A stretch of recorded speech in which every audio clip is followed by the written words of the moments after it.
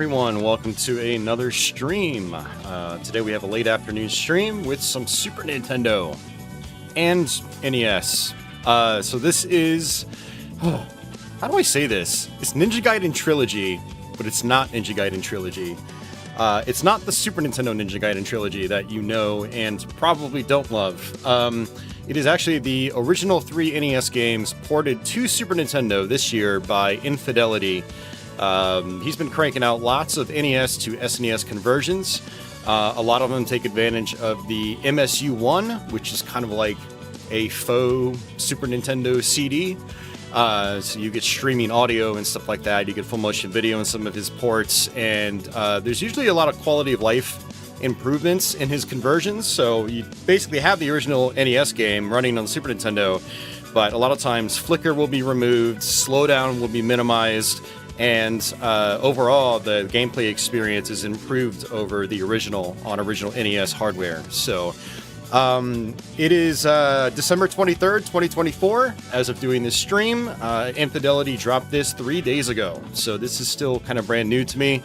I fired it up. We're on the MiSTer FPGA right now, and I jumped into a level of Ninja Gaiden 1 just to make sure it is the NES versions and it's not the SNES port enhanced, because there was some confusion about that on my Discord. And but yeah, it is like old Infidelity ports from NES to SNES, where it is the NES version, no graphical upgrades or anything like that. And since I've only played one level of this game, I don't know if he's added in any extra video or anything like that, but there is multiple soundtrack options. You can do the original NES soundtrack. On the first game, funny enough, he added, and I don't know why he did this, because the soundtrack is god-awful. He included the original PC Engine soundtrack, just for Ninja Gaiden 1, because parts 2 and 3 were never converted to PC Engine, but God, the soundtrack is terrible. But anyway, it's there if you're a masochist. And then he added a MSU-1 arranged soundtrack, which is, I think it's all just hard rock, heavy metal covers of Ninja Gaiden tunes. So, but yeah, what we're going to do is we're going to play through all 3 games. I don't know if I'm going to let all the cutscenes play out, because the story in Ninja Gaiden 2, and in particular 3, the story gets just kind of like out there and it's not all that interesting to me. I do actually have a major soft spot for the first game's story and just the pacing overall. And as the series goes on, personally, I feel like the cutscenes and the progression of the story just goes down and down as the games go on. That's just my personal opinion. Some people might love the stories in, part 3 in particular, but yeah, not for me. Anyway, so I'm not sure if we're gonna like skip through all the cutscenes or just play through the games and just show gameplay. But I definitely wanted to show this off because I've showed off a lot of Infidelity's prior conversions. I still need to get back and relearn Zelda 2 because he did do a Zelda 2 conversion. I know you guys would probably like to see that, so maybe that's something I'll try to do over the next couple of months, is try to get good at that game again and go through it for you guys. But he's got a lot of other conversions. He's got some Mega Mans, he's got Contra, he's got Zelda 1 and 2, and so on and so forth. Metroid is a huge improvement. It's got like an in-game map and everything, which just makes the game so much more accessible in this day and age for people that aren't super familiar with the original game. So now I don't know if there are any other quality of life improvements on this in terms of like continues and things like that. Like Ninja Gaiden 3 in North America infamously had limited continues. You had 5 credits in that game, whereas in the Japanese version you had unlimited continues. So I'm not sure if he's done anything with that. I actually didn't bother to check any sort of README before doing this stream, so if anybody has those details, feel free to chime in. But we're gonna all kind of, I'm gonna guess, sort of like jump into this blind together. So, but we're gonna start off with the very first game.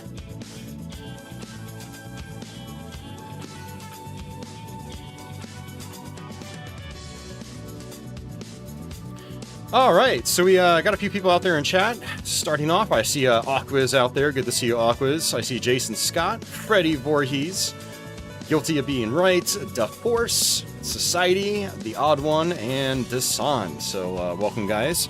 The 2A03 soundtrack here, I believe that's the NES soundtrack, so we're not going to be doing that. an MSU-1 PCE, that is the PC Engine soundtrack from the HuCard game, released on the Japanese PC Engine. And then we got MSU-1 Arrange, that's what we're going to be doing. And I noticed earlier you have to hit start on the main menu here. I tried pressing A, B, X, Y, whatever, none of that works. You have to actually just hit start. So I will go ahead and let the introduction play out for anyone that's not familiar with the original NES Ninja Gaiden.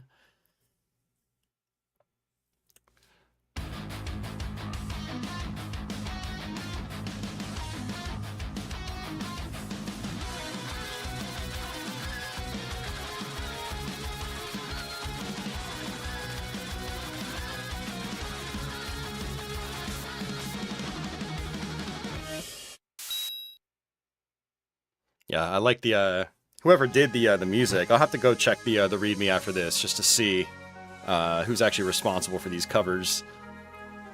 There are so many Ninja Gaiden covers from over the years.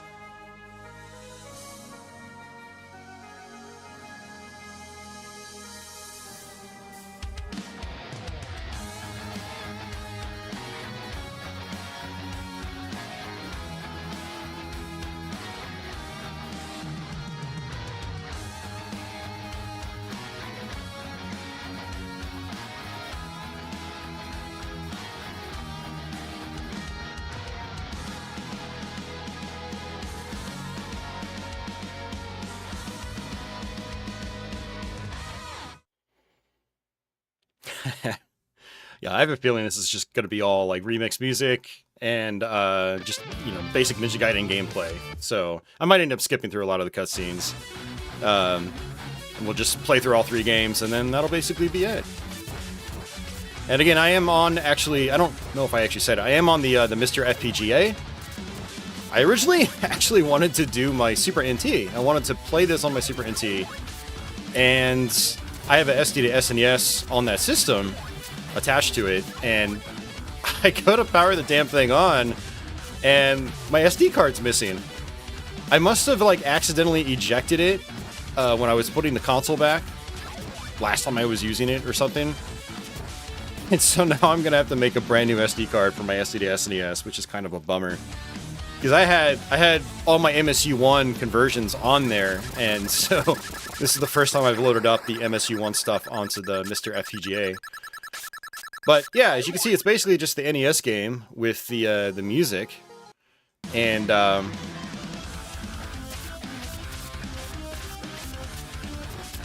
what's going to be interesting to me is on the later stages in the game, there's usually a lot of flicker, and we're going to see if that flicker is basically removed.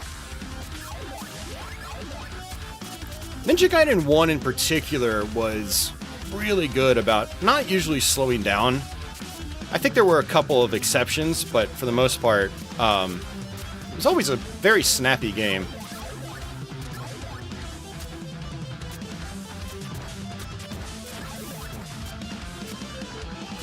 I'm noticing in my headphones, at least, the music is a little overpowered compared to the sound effects. And I think I noticed that on previous Infidelity conversions. Also, the sound for your sword is a little bit different.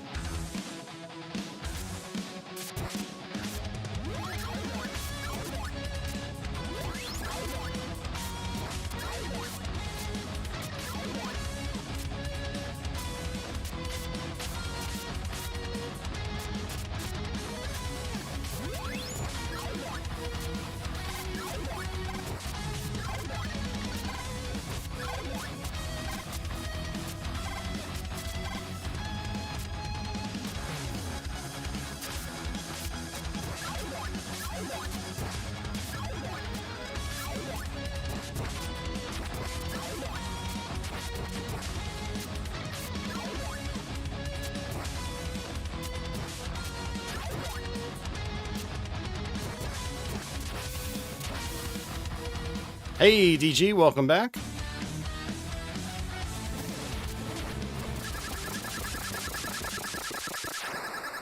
I'm noticing I'm having a hard time, like, wall jumping. I am using a PS1 Classic controller, not an SNES controller, so...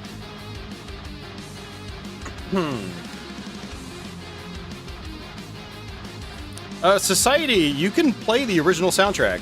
You're not... The arranged soundtrack that you're hearing right now, it's not exclusive. You can play the original NES music too.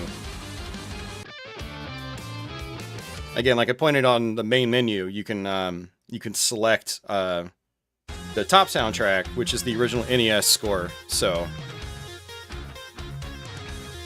and that I think is just it's a sound engine that actually replicates the original NES sound hardware. I don't think it's like PCM files or anything like that. I think it's like actually generating the music like an NES would, which is pretty interesting. I think that's how it works. Yep, DG, it's by the same guy, Infidelity. For anyone that wants to check out his conversions, I have a link to his Twitter page. That's where he seems to drop a lot of these conversions, and he'll have links to various sites that you can download them from. I don't know if this one's on archive.org. I checked right before starting the stream, and it wasn't, so I had to download it from Mega.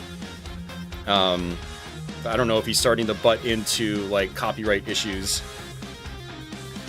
with certain companies, I guess. Yeah, do it, Aquas. Aquas is like a Ninja Gaiden speedrun master. His runs are insane on this game, so yeah, you would totally enjoy this, Aquas. It'd be interesting for you to like speedrun it and see if all your strats still work on it, which I'm sure they do.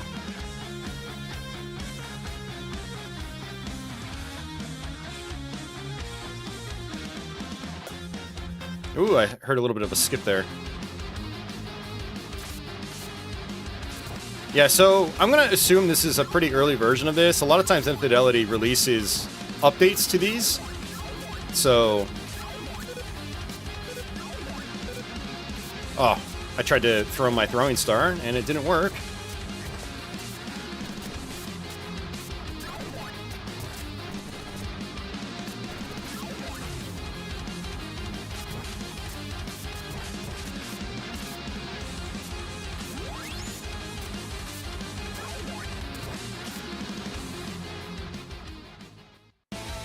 That is the speedrunner Aquas in chat. Yes, sir.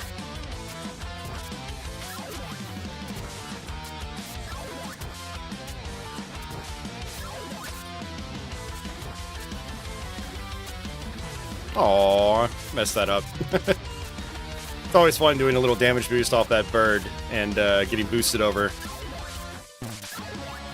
Clearing, oh, never mind.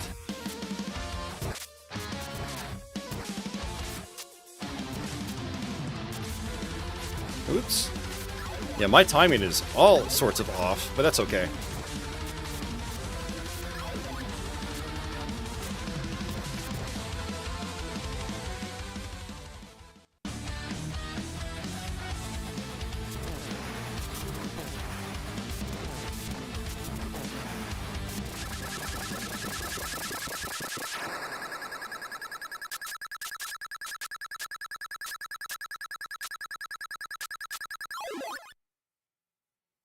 Alright, we'll skip through that.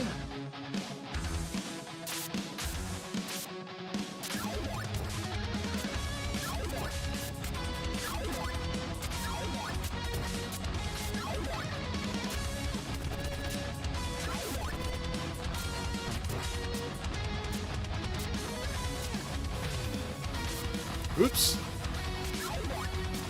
I am terrible at this game now. Hey, Liberal Arts Guy. Welcome back.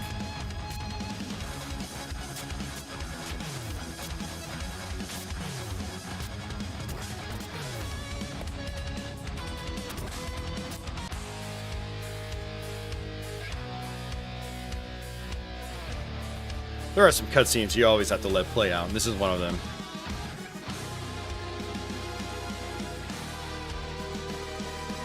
That was so cool back in the day when this game came out in '89. Like, we just hadn't seen anything like this in a video game before. This was one of those moments where you knew like video games had changed, and people that didn't really grow up with the NES wouldn't have been able to, I guess, experience it when a lot of us did.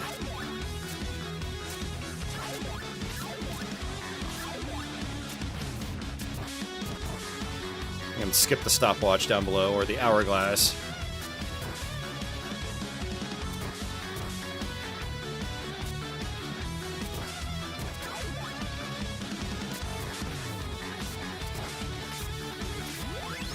Uh-oh! Hey, MD MiSTer, welcome back.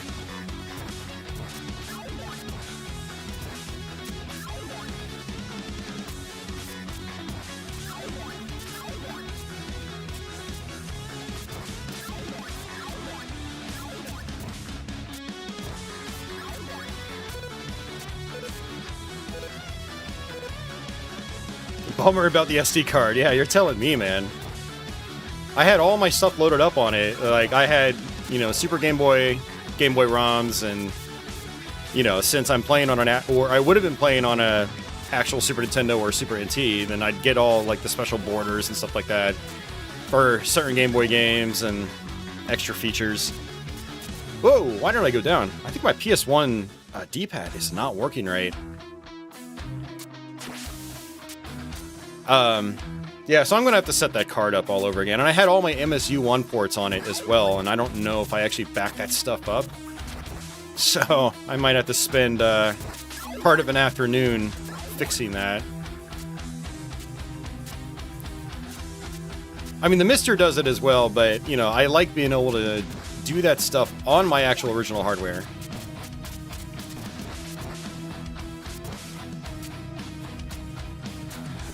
Oh, that's not good. Austin doesn't know how to speedrun this game anymore. I guess it makes sense. I mean, like, I started learning how to speedrun this in, like, 2015. It was around the time I started streaming on Twitch. I hadn't even started streaming on YouTube yet. And that lasted for, like, part of a year. Oops, I should have grabbed that item there. Oh well, we're gonna do this the normal way. Yeah, there's something up with my D-pad. I'm like doing accidental diagonals, and that's not good.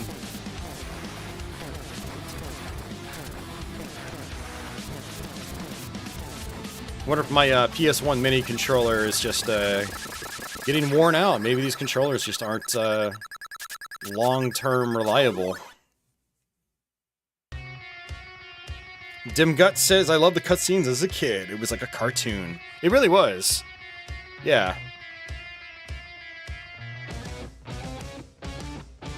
I see a Leafy out there, welcome to the stream, and Carlos, welcome back.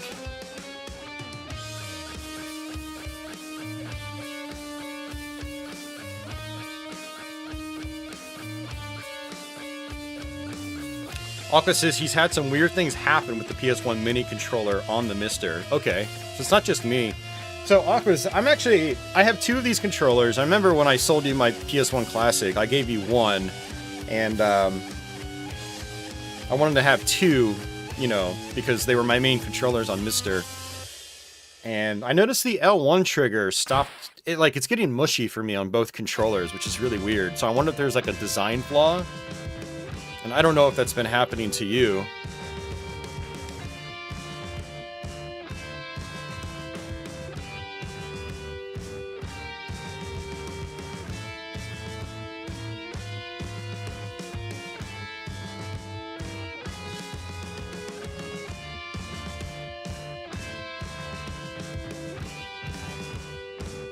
That image freaked me out as a kid, by the way.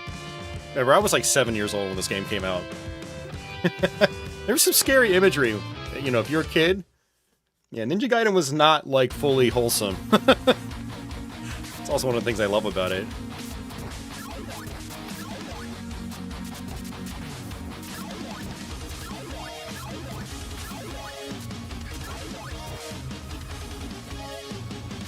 That's not what I want to do.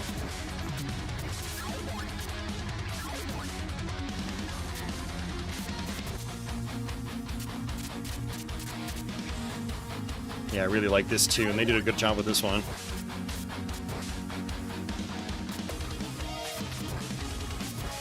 I am noticing what feels like the occasional hitching. And it's only for like a couple milliseconds, but, you know, if you're really in tune with audio, you can hear it. Like, things don't always flow or connect together completely seamlessly.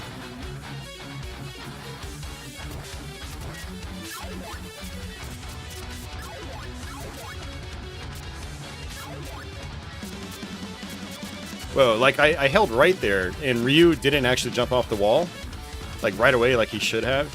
So that's really weird. I'm starting to wonder if that is like a PS1 classic controller issue with the MiSTer FPGA, like Aquas was mentioning. Okay, gonna do a little damage boost here. Easy way to get our health refill. And then I've got the spin slash. Oh, I hate it when that happens.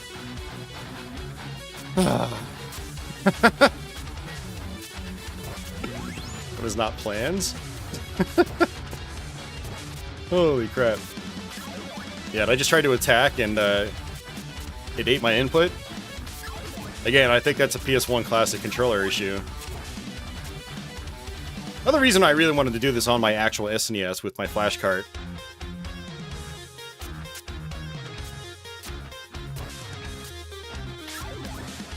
I need to try the snack adapters again as well. I think I still have them. I remember trying them many years ago on the MiSTer, and they didn't feel right. Like, they felt laggy to me. It was weird. And that was after, like, going into like, the core, and I think some cores have, like, snack adapter settings.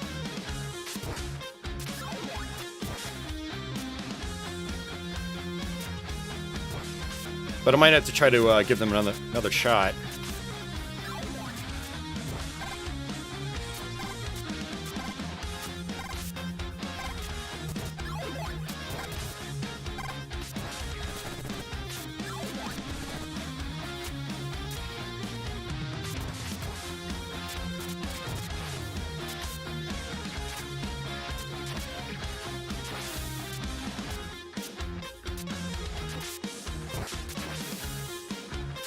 Alright, so this boss, you basically just trade hits. You just try to attack him as quickly as possible.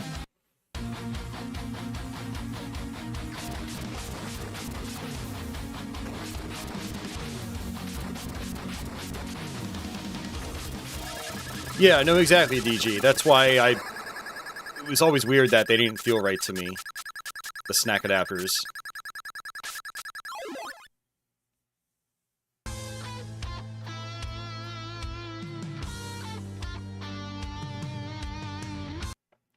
Yeah, you know, Dasan, you mentioned that. You say that the PS1 Classic controllers should be good quality. The fact is, I have been using them for like 7 or 8 years now. Well, like, when did the PS1 Mini come out? It was a long time ago. It's probably like 2017 or 2018.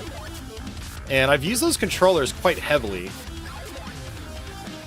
So, I mean, it could just be one of those things where I've used them so much that, it's just time for them to finally wear out.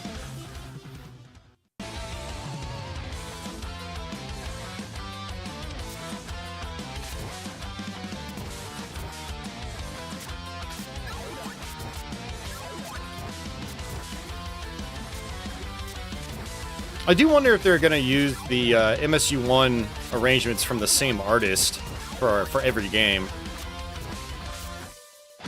Oh, that's not good. Okay.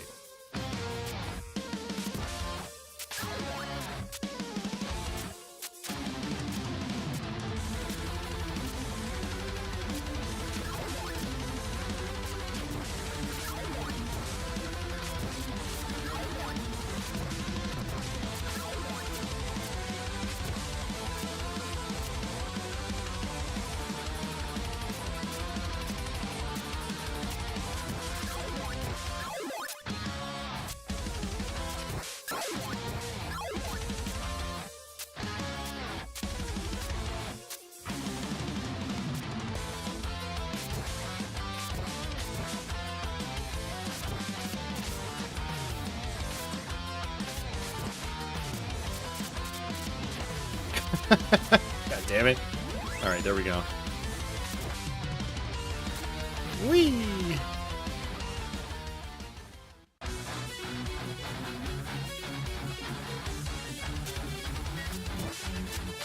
Yeah, Dasan, honestly, I don't even remember what the PS1 Classic itself feels like. I haven't busted it out since it was brand new. Not entirely sure.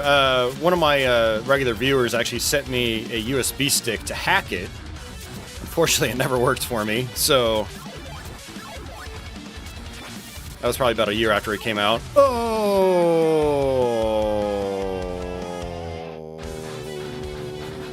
Well, that was disappointing.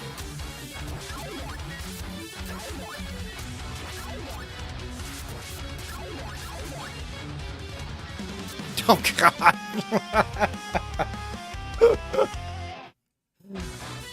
Oh, okay. It kind of sucks trying to recover from on certain checkpoints when you've got no spin slash.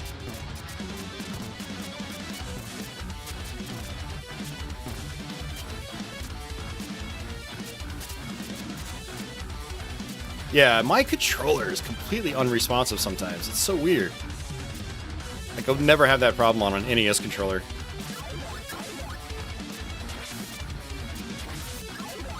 Anyway. Oh my God, are you serious?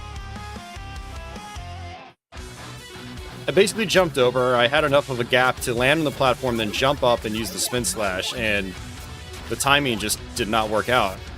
Ended up taking a hit instead. Whoa, okay. Jesus.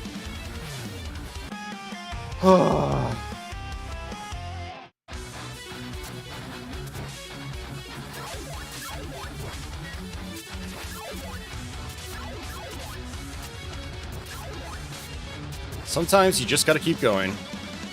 Come on, controller, freaking work, man. Oh my God. Whenever you see me hanging on the wall like that, it's because my controller is not registering the input.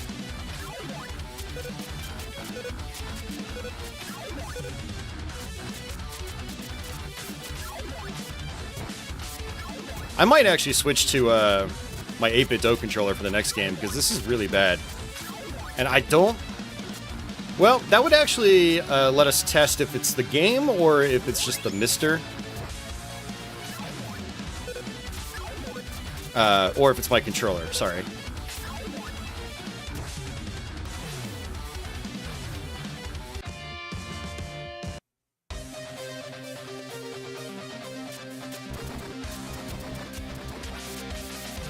Whoa, I switched sides by accident.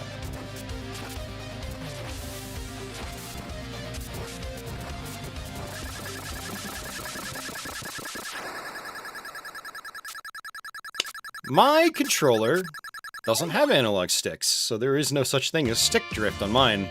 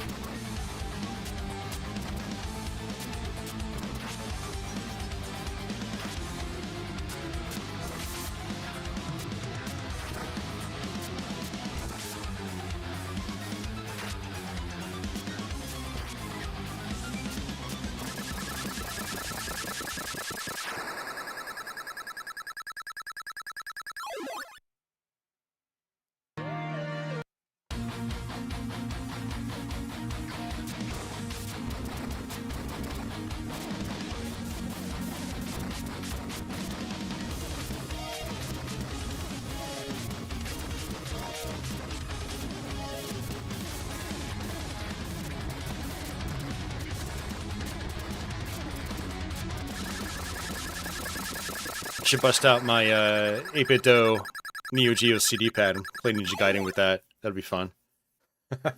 Actually, I think it's a wireless controller. I'd have to charge it up. Oh, actually, I could just probably do it wired. That would be interesting. If I really want to make myself suffer.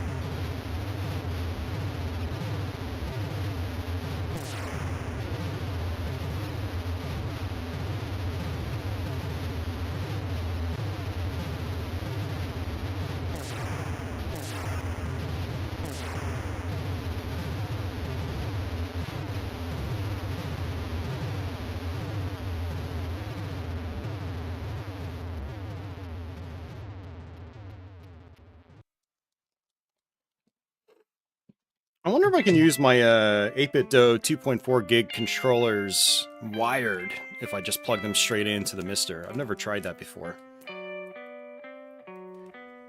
Because if that's the case, then I might just stop using my PS1 Classic controller altogether. Because those input drops were really getting to me on that last level.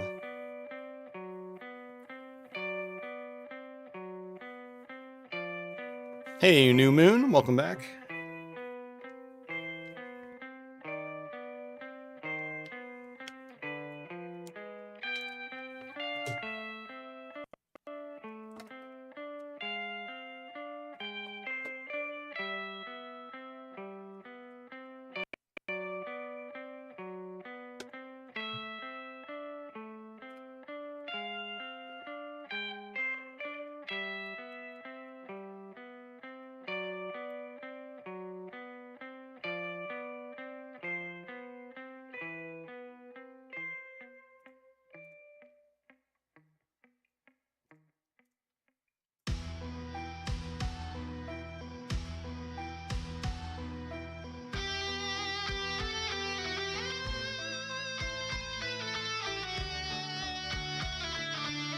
Dim Guts asks, did anyone see the new Ninja Gaiden game that's dropping? Yeah, that was announced at, I guess, the Video Game Awards.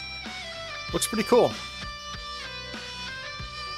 I'm not sure if I'll play it, because I've got so many games on my backlog, but I'm glad that they're continuing the series in 2D form.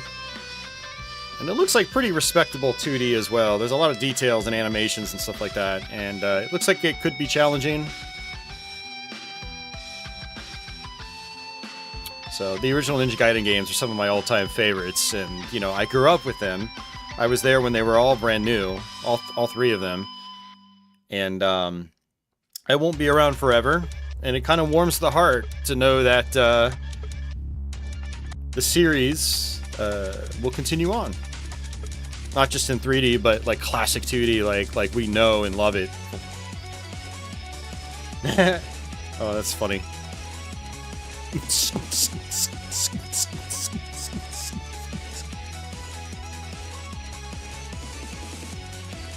Wonder how they're gonna do the music change, if they do. Let's see.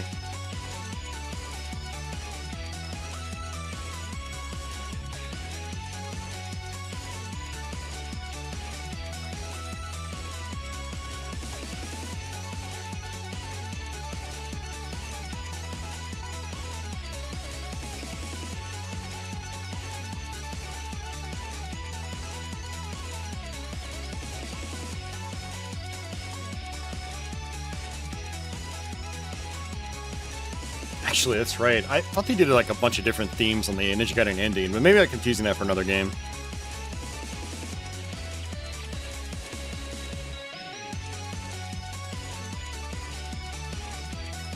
But I know the tune's supposed to stop. It's got like a special little jingle at the end.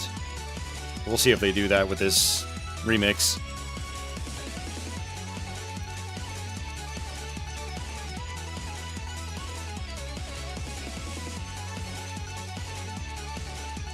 Yes, Jason. Ryu is in the Dead or Alive games. Yeah. Okay, there we go. Yeah, they do end it. Cool. Awesome. Alright, Alright,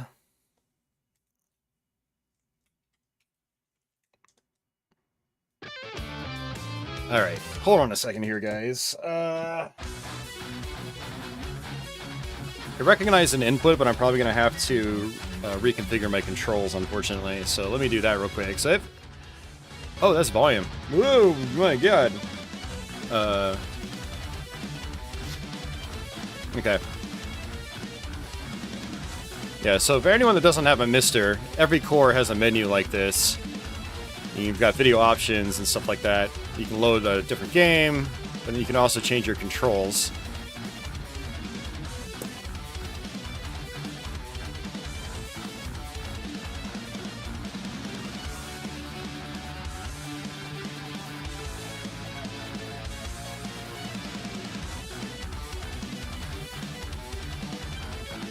You gotta be kidding me, it's not letting me navigate the menu with this controller. What the hell? Okay. Alright, so I have a little, like, mini keyboard here, so we'll go ahead and load it back up and see. I just want to know if my controller works in-game. So that's going to be a problem if I can't navigate the menu with my, So I plugged a 2.4 gigahertz 8-bit DO controller in directly, so it's not wireless right now.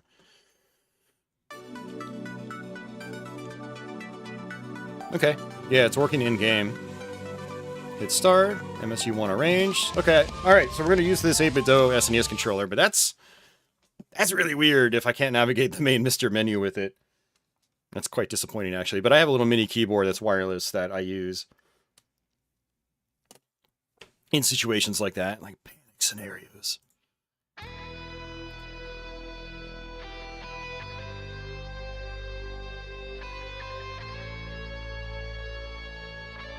The music in Ninja Gaiden 2 is so good. It's not Trilogy, Dem Guts. These are full NES conversions.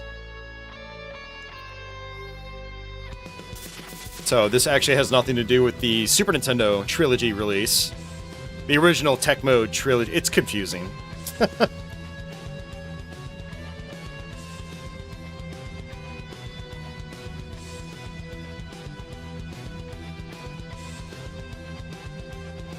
Hey, John Smith, welcome back.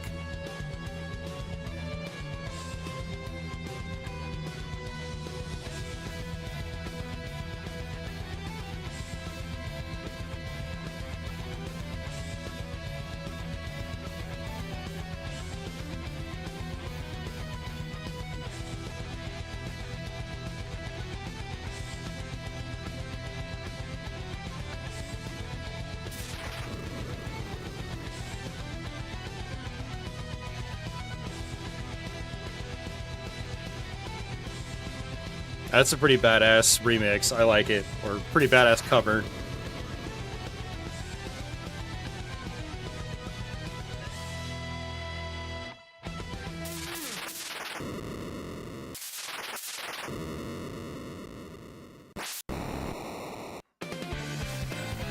Alright, Ninja Gaiden 2. A bunch of mechanics were changed up in this one.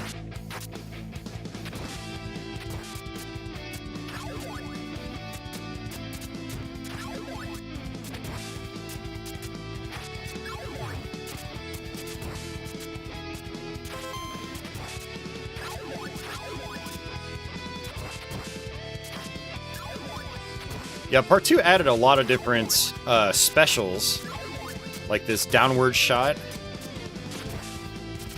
and then the Shadow Ninja.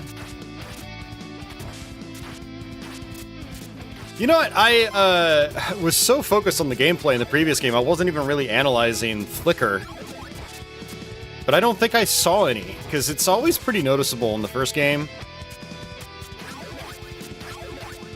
I'll have to refer back to the archive footage.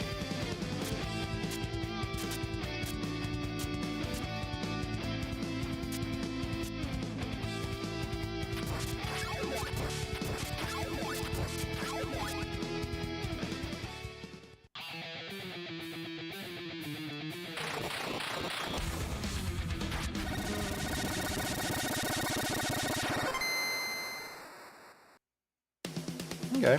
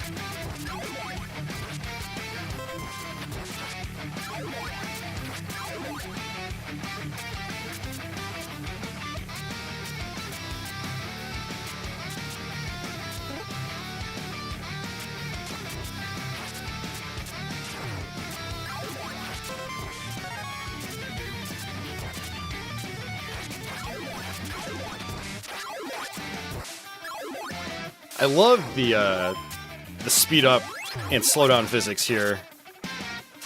It makes it so fun to just try to rush through this.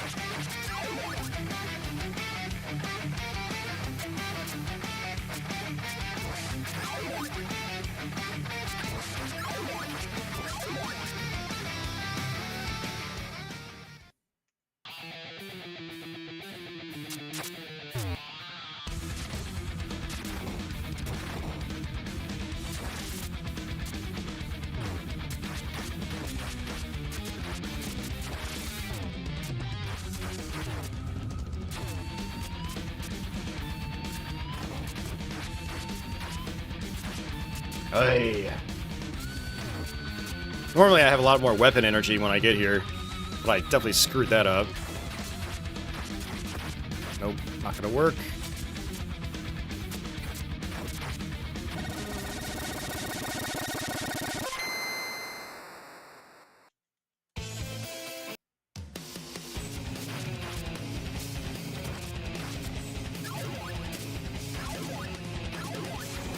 Oh! My jump didn't register. I just slipped right off. Ah, I hate it when that happens.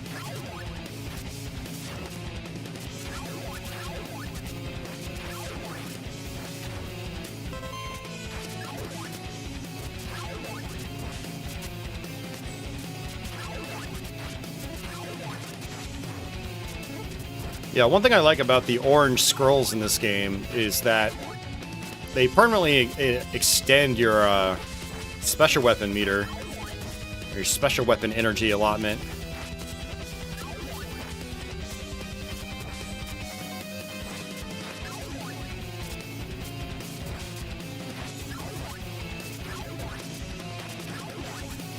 Sorry, I'm a freaking idiot right now. I've been really dyslexic lately.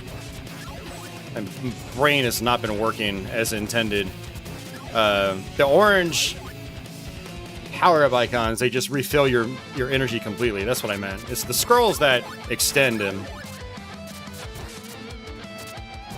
Holy hell, my brain is bad right now.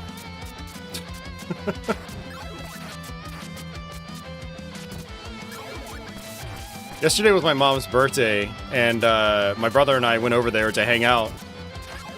We're having conversations, and I'm like, yeah, so we, yesterday when we did this thing or that thing, and they sit there looking at me like I'm an idiot. I'm like, what? And then I go, oh, that's right. It was 2 days ago, not yesterday. Like, there was a lot of that yesterday. Ugh. I need more rest. More rest, less beer.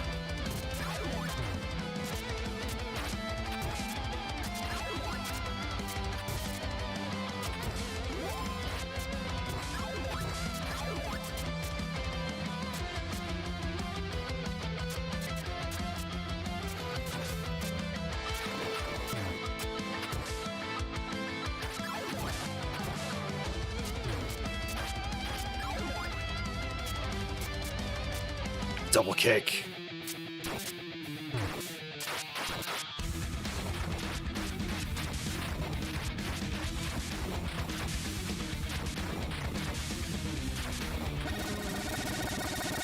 It's a little bit better.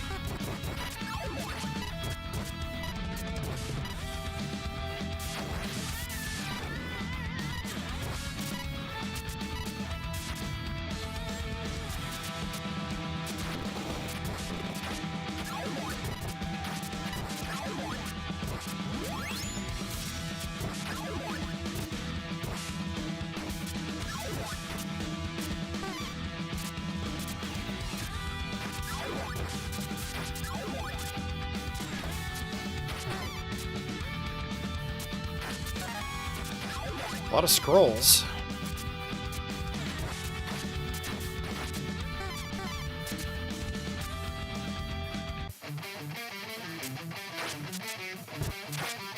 Alright, now this area, the water areas typically get pretty flickery.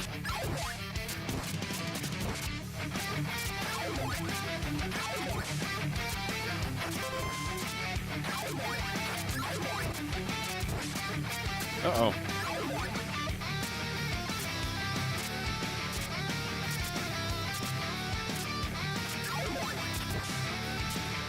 And I'm pretty sure this area would slow down a lot, too.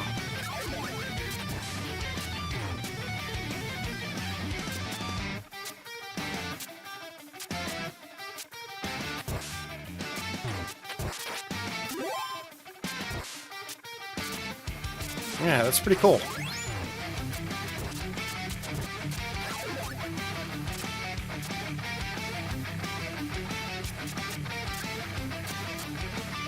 Oh, shit. That was my fault.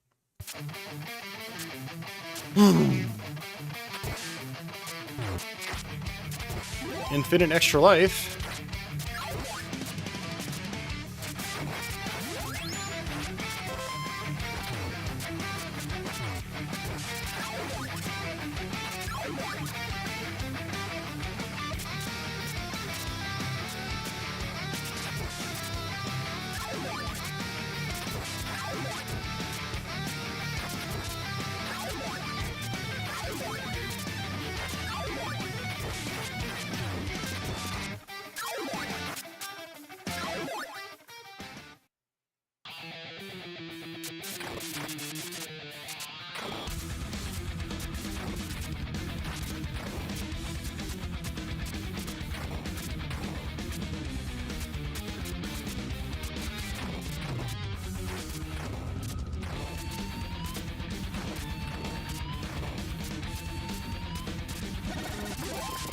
Alright, got it.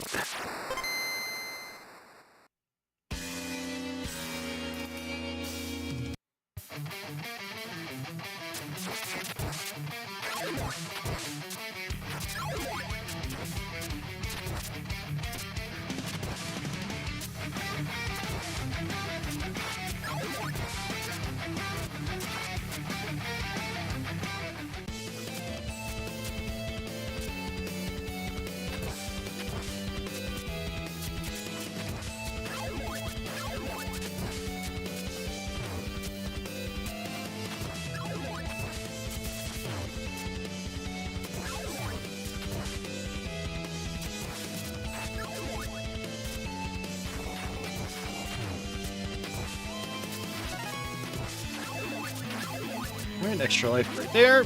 Got it. Nice.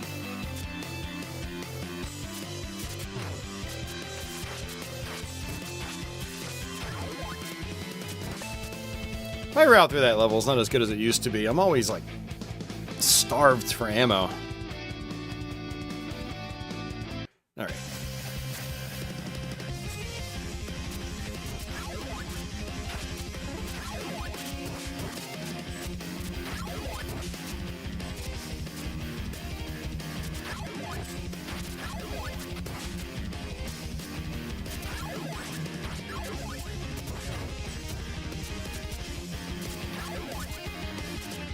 The thing that Ninja Gaiden 2 brought to the table over the first game is just lots of really interesting physics.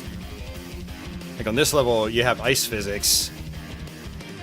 And that's both when you are like moving back and forth, and then in some areas, it's when you're hanging on walls, you'll just start sliding down.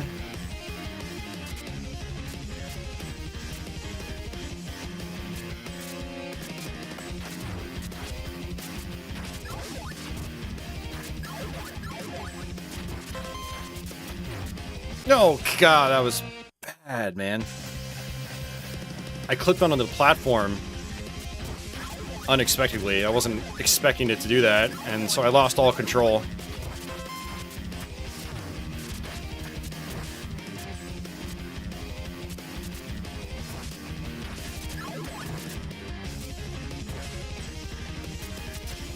Yeah, there we go. See, like, sliding down right here.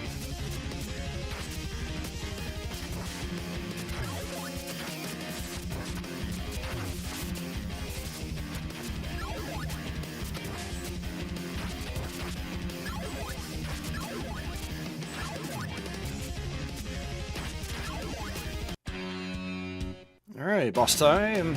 Ashtar.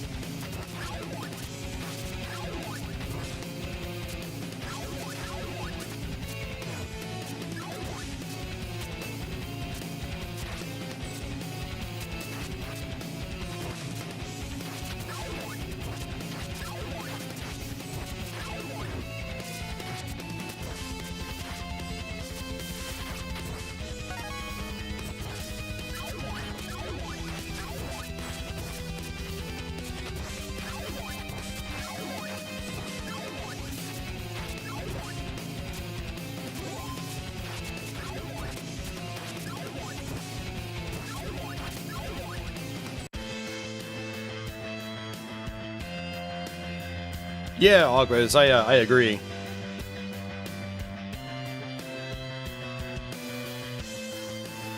Aquas, it's funny enough that death you took there, you could damage boost up on that platform. Oh yeah, no doubt.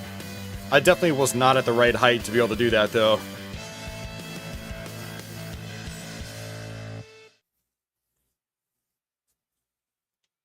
Alright. We're already getting close to the end of the game. Ninja Gaiden 2 you can actually breeze through, just even casually, faster than the first game.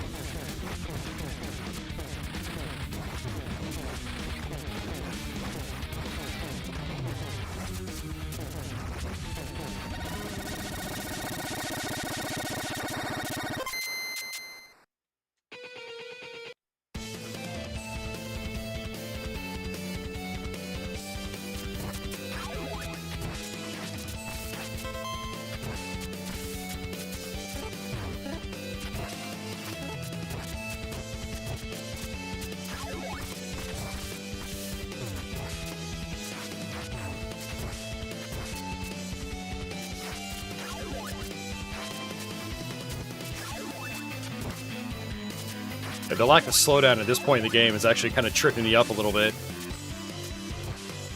It affects the pacing that you've been used to for over 30 years.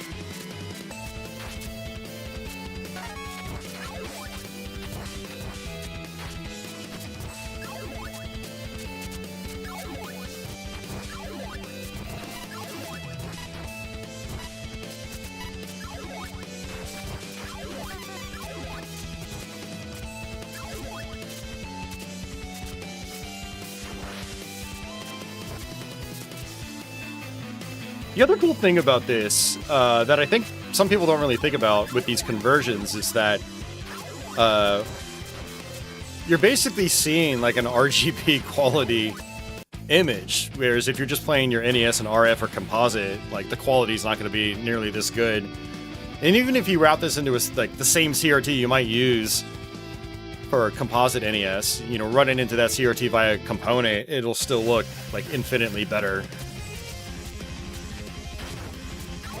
That's kind of like a nice perk to these conversions. You use them on a modern FPGA device or a Super NT and you get that super crispy video. And like colors that just pop even more than on original hardware. The original NES hardware, I should say. Of course, it doesn't mean anything to you if you've already got an NES RGB modded, but... yeah.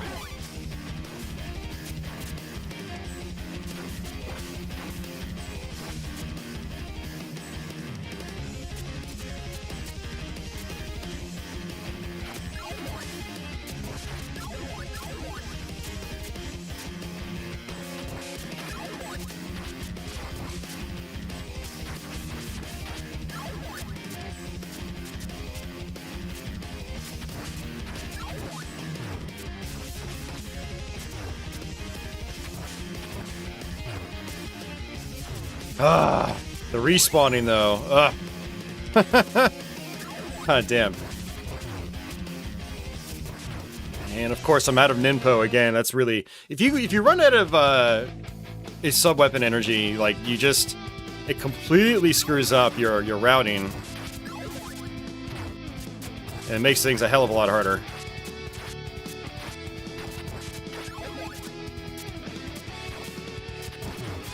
What? My sword went right through him. Hey, Cedar Valley, what's going on, man? Welcome back.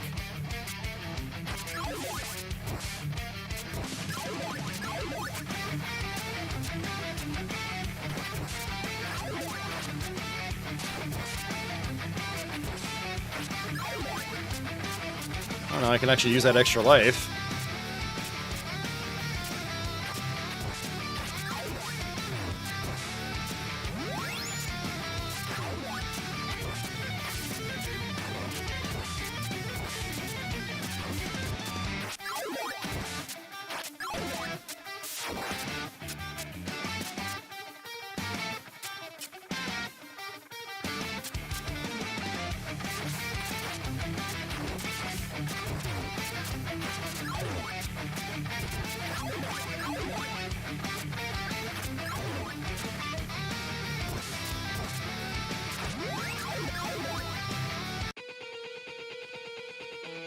Hey, John Simpson, welcome back.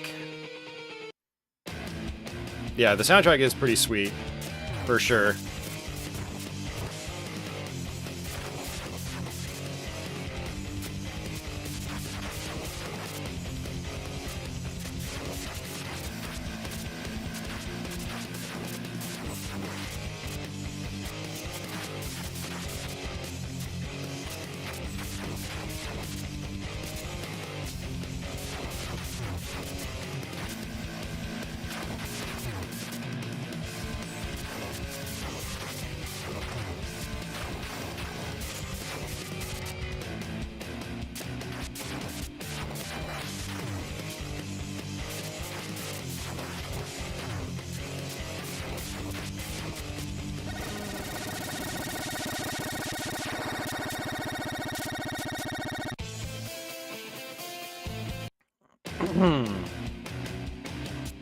Last bosses, by the way.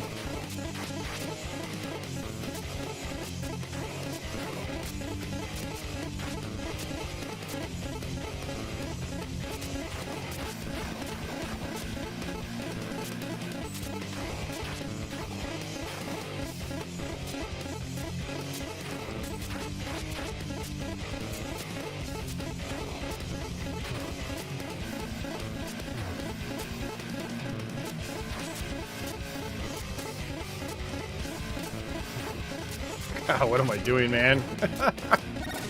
Jeez.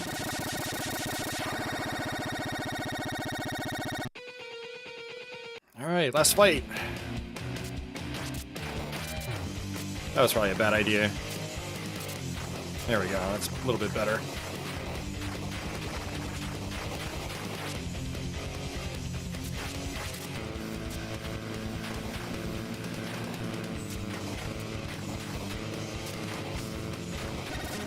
Ooh, okay. That was close.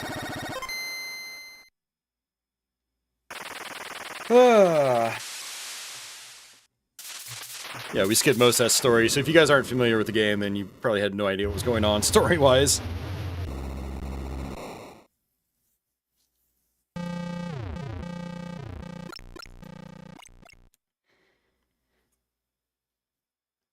Hey, Vince, welcome back.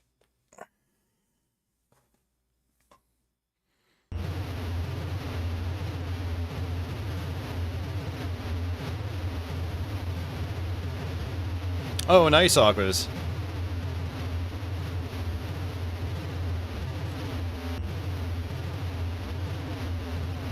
And, if you ever tried the Neo Geo CD version, it's got that sweet, sweet audio from the modern platform conversions, like PlayStation, Xbox, PC, whatever.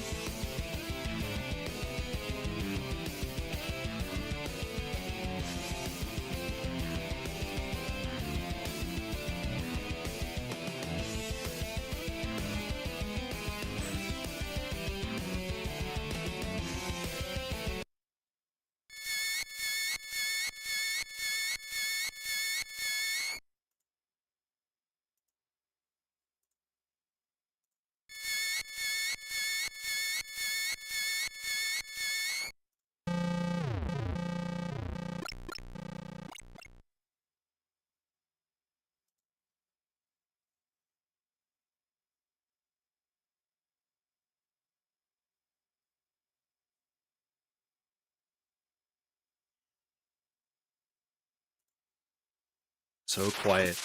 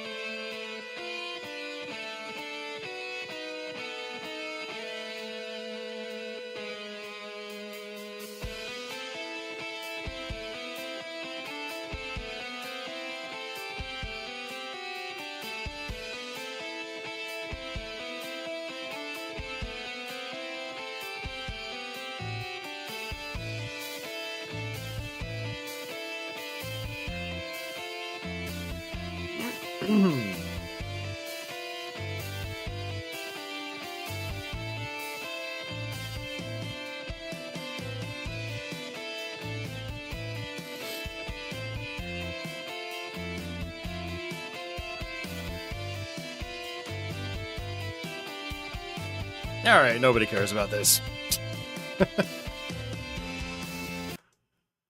This is funny, like, I can't... So my face buttons work on the MiSTer menu there, but my D-pad does not. Like, what? I probably have to set up this controller in the main MiSTer menu. I think that's what I have to do. That's weird, I've never had to do that before. Elric says, wow, the music is amazing! It is. Alright, so we did parts 1 and 2, now we're going to play through part 3.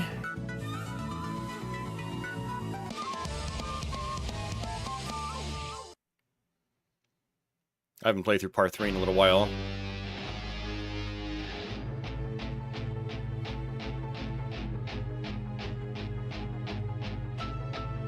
Honestly, the hard rock heavy metal music might actually make some parts of this game a lot better.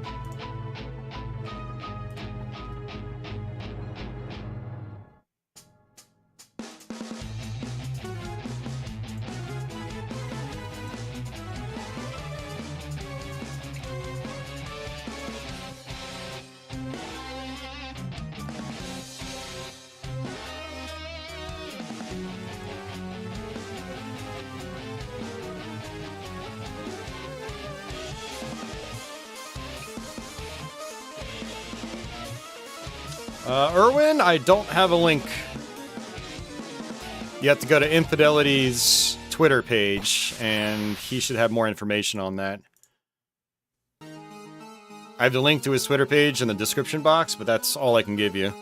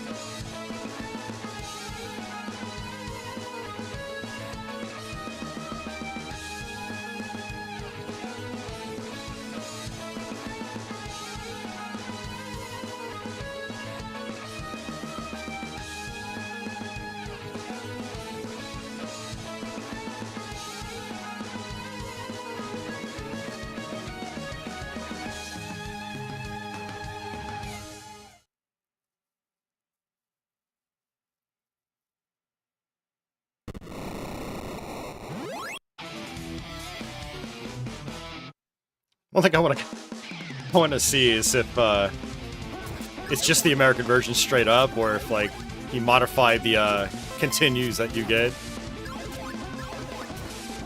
I'm gonna guess it's just the American one straight up. Ninja Gaiden 3 had the worst slowdown of all 3 games, so this could actually be a pretty big improvement.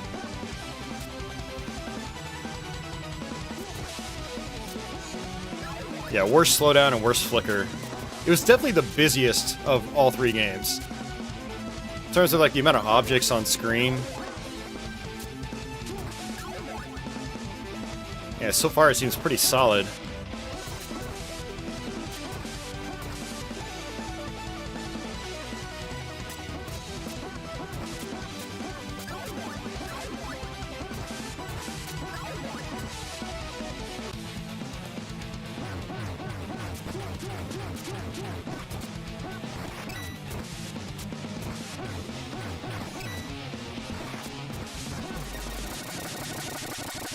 I do really like all like the flashy background effects in this game, this specific one. Dem Guts says Contra Force definitely needs a MSU-1 patch if it doesn't exist already.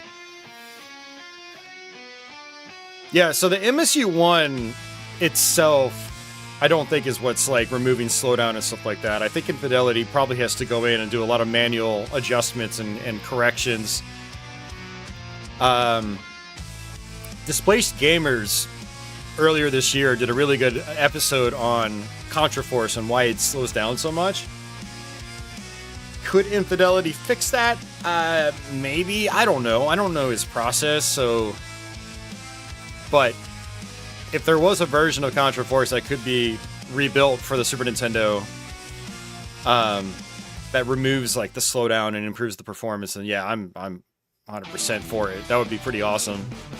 But that, I feel like that game in particular is like a special case.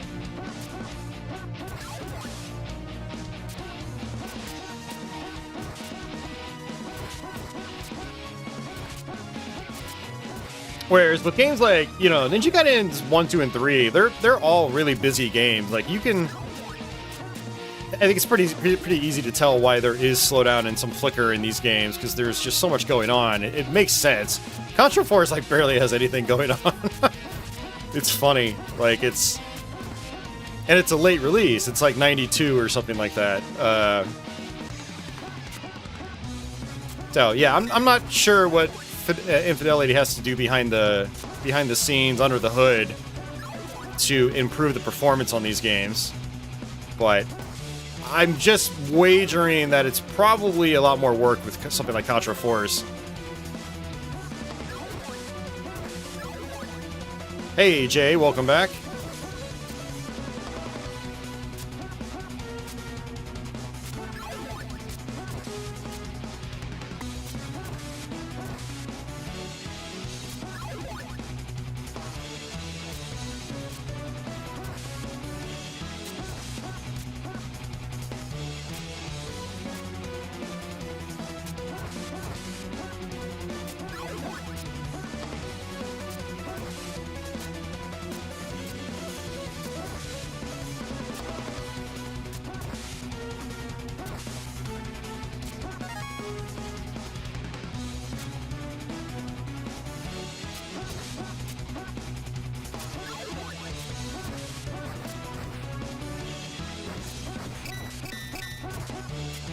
I really wanted that extra life, but I messed up.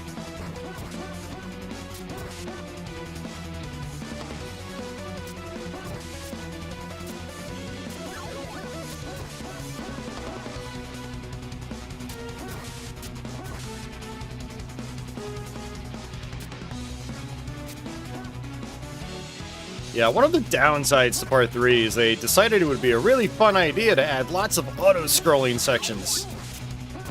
Which kind of slow down the game. Compared to Parts 1 and 2. Oops. Yeah, that final hit, it goes... and the screen flashes. That's a pretty cool effect. For an NES game.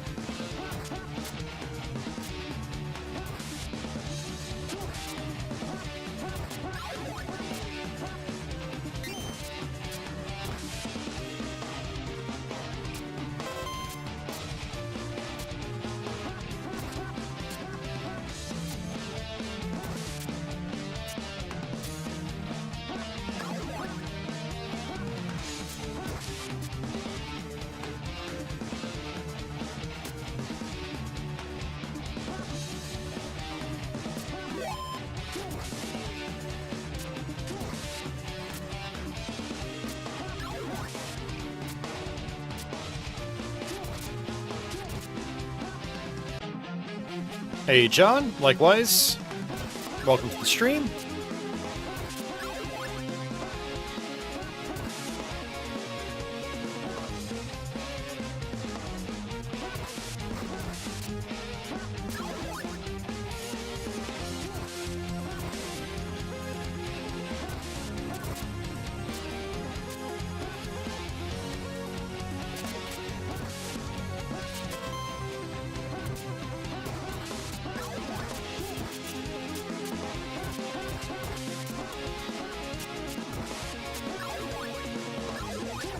I'm running low on health. Actually, I think there's a refill up here.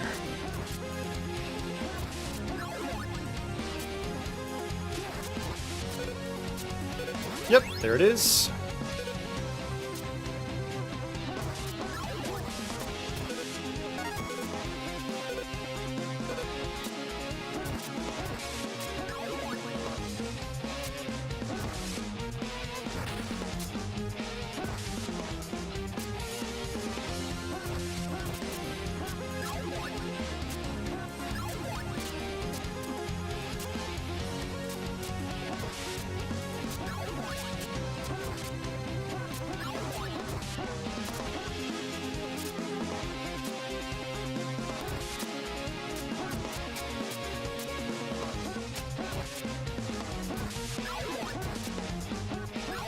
Ninja Gaiden 3 is definitely a memorize or die kind of game.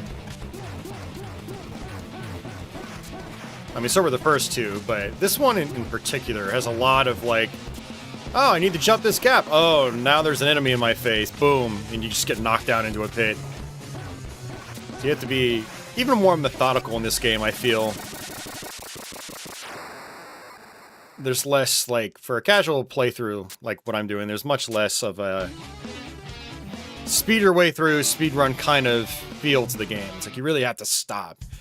Stop and go, stop and go, stop and go. Hey, Phoenix, welcome back.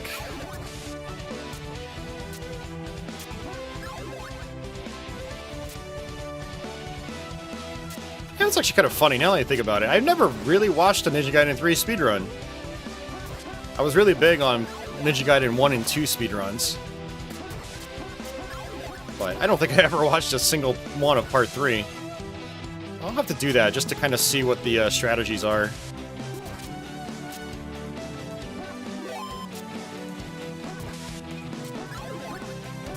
But yeah, in a casual run, it definitely feels like you really have to stop and go in this game.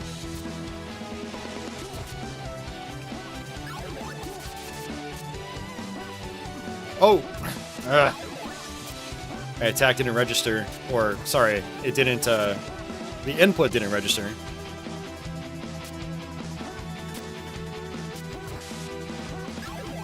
Uh-oh. Ugh. That's my fault. Skill issue.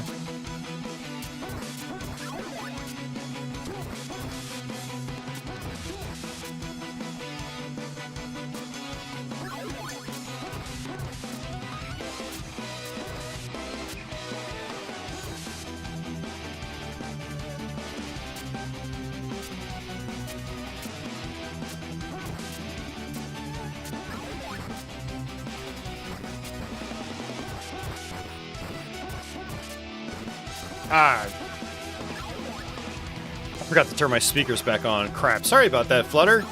Well, thank you very much for that, that super chat. Yeah, I hope you're having a good holiday season.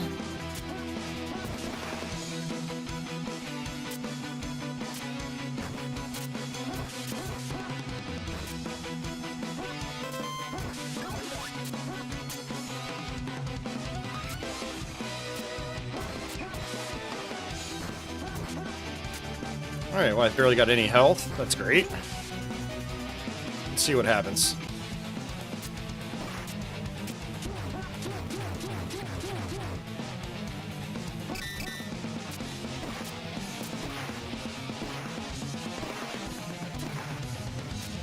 Ah!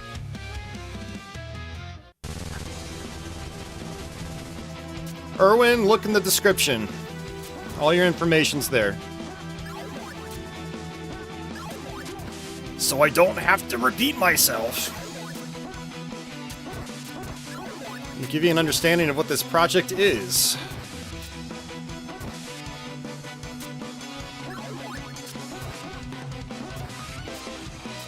Reading's good. It's good for the mind, it's good for the soul.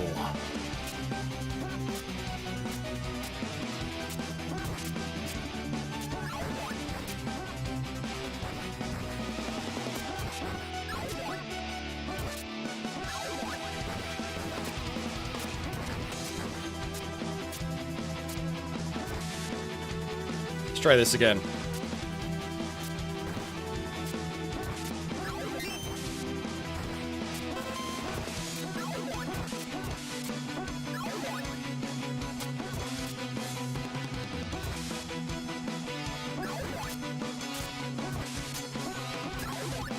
Oh, crap.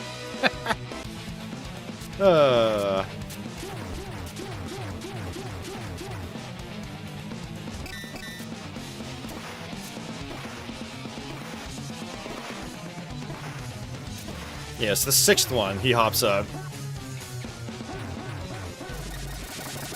There we go.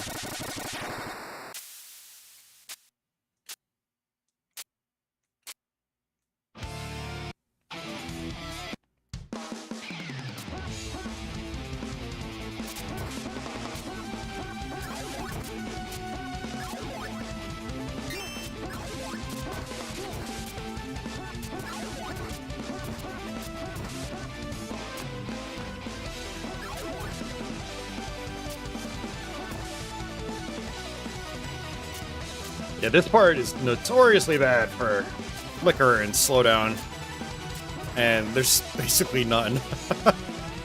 It's crazy. Yeah, of the 3 games on NES, this is definitely the one that needed the upgrade the most. 100%.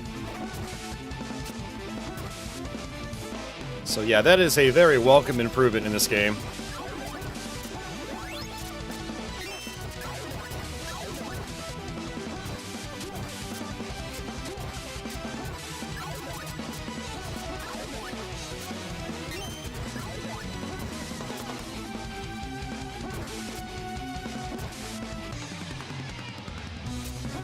This part also has a lot of slowdown. You've got these guys that shoot these lasers, and the lasers will stay on the screen forever. You get multiple lasers on the screen, and the game just, like, slows down to a crawl. Yeah, no issue there.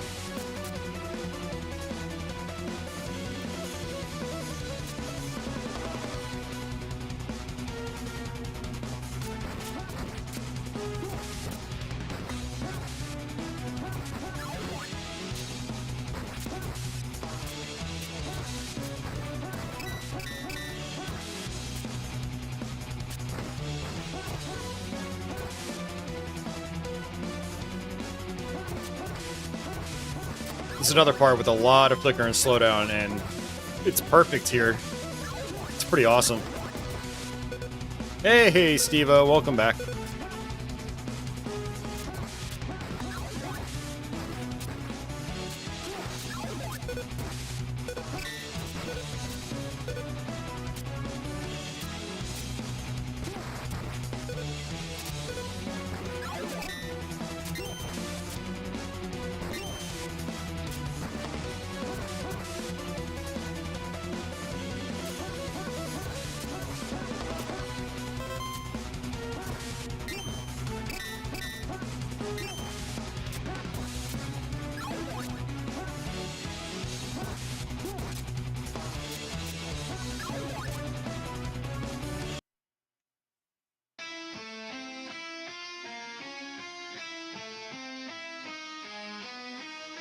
Vince says, I still have to beat this one. You should definitely make this a priority.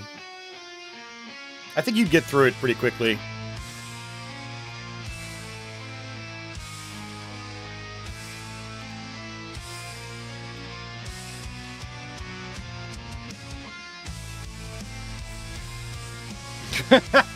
Dragon. Oh, man.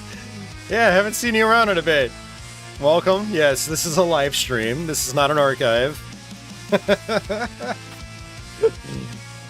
That's hilarious. I've been sitting here watching this since Ninja Gaiden 1. I forgot it was live and that I could actually comment.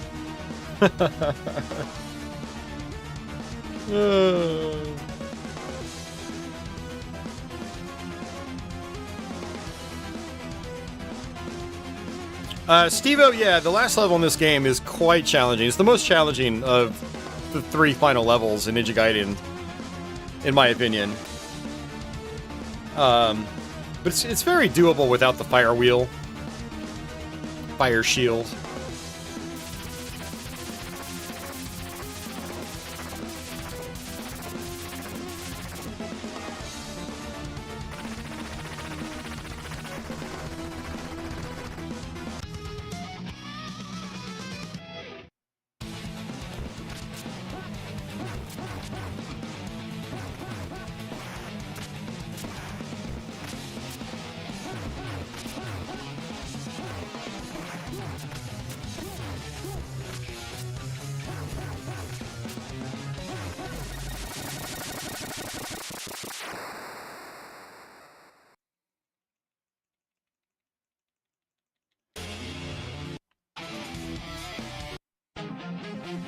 More ice physics. Oh. Man, I really wish they let you carry your big sword from level to level. That would be nice.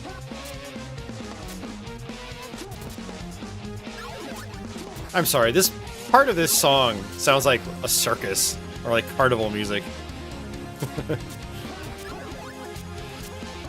It's hard to take it seriously.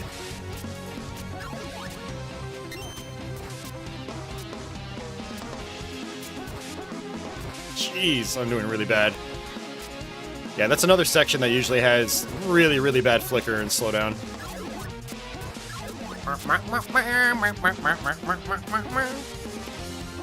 Gonna ride the Ferris wheel.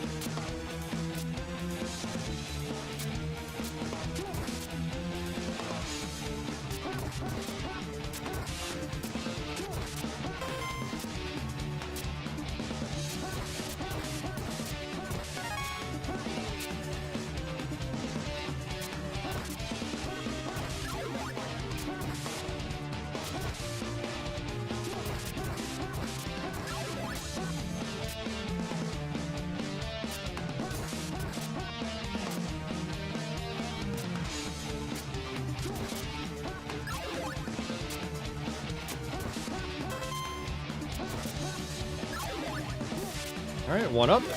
Very nice. But no health. So we're gonna die at this boss, pretty much guaranteed. Great.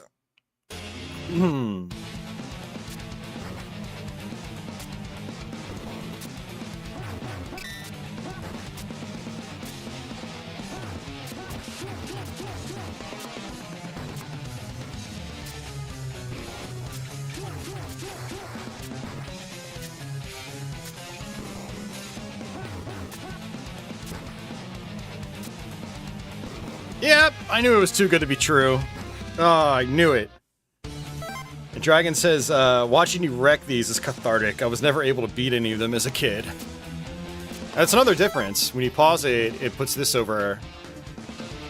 It like, doesn't stop the music. Little black overlay, that's pretty cool.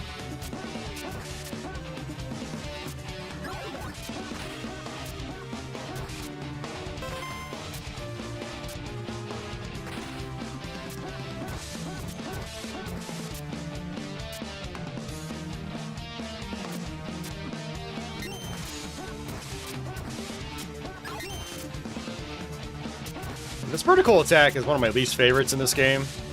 It is useful, but it's a lot more situational. Whereas a lot of the other specials you can use in more situations.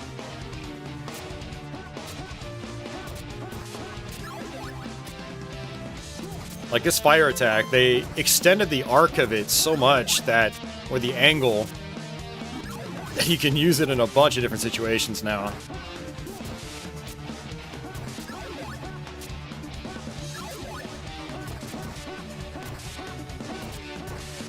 By the way, if you sink in this, like, these vines too long, you actually die instantly. It's like quicksand in a Mario game.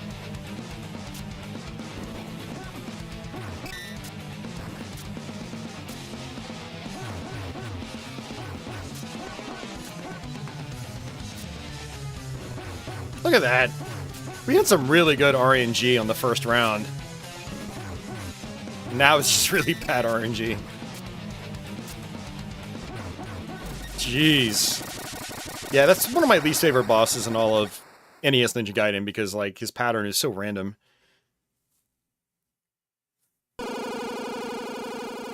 Bring me up, Scotty. Alright, final level. Look at that glorious background scrolling that doesn't exist in the Super Nintendo Ninja Gaiden Trilogy.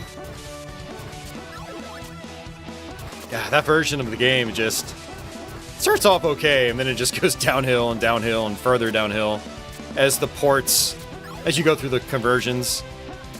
By the time you get to Ninja Gaiden 3, you can tell that they kind of gave up.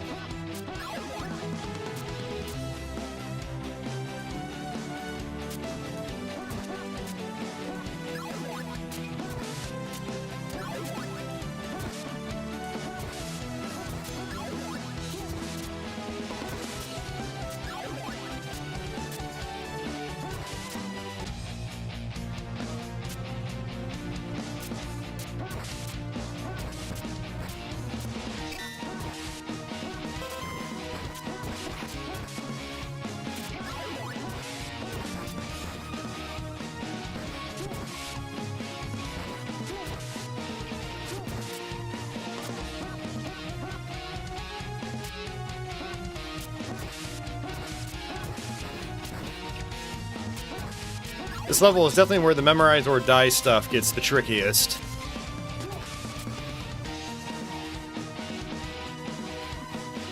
Come on, big hitboxes. You're not doing me any favors. Oh.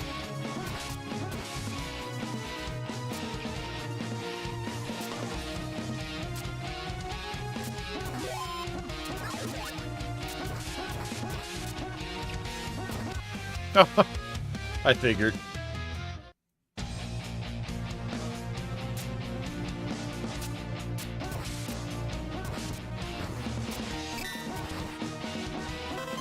Oh! I was trying to turn around and it wouldn't let me.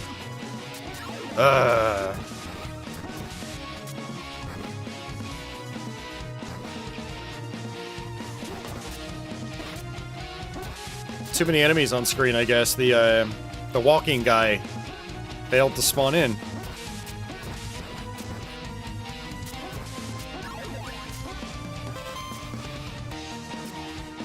Yeah, I'm starting to wonder if there's like a hard object limit in this game that I didn't know about.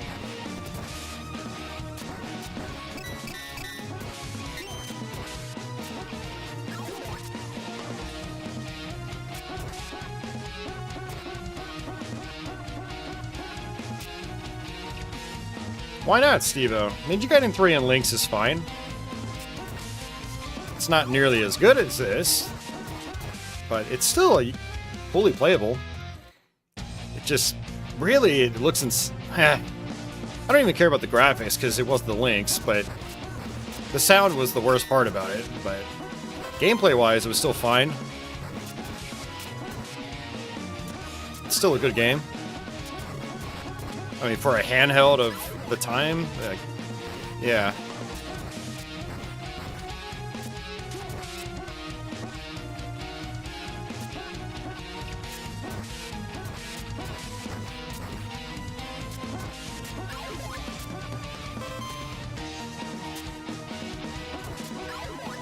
I did a Lynx stream, I think sometime last year. Maybe it's been longer than that. Because I had to do it on the MiSTer. And my MiSTer was out of commission for like a year and a half at least. But I remember going through that game on stream. I don't think I had really any issues that I remember. Like, no gameplay issues I struggled with.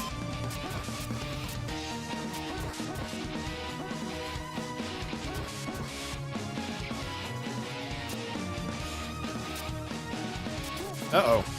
Shoot. This is bad. Ah. I am rusty.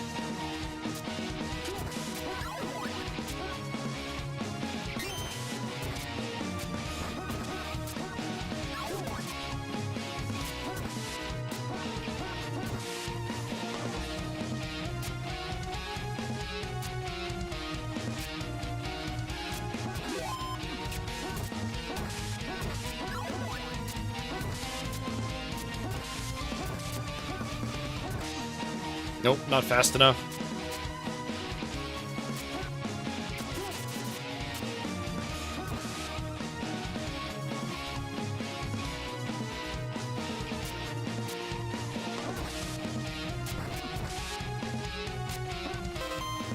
Oh, shit. Really?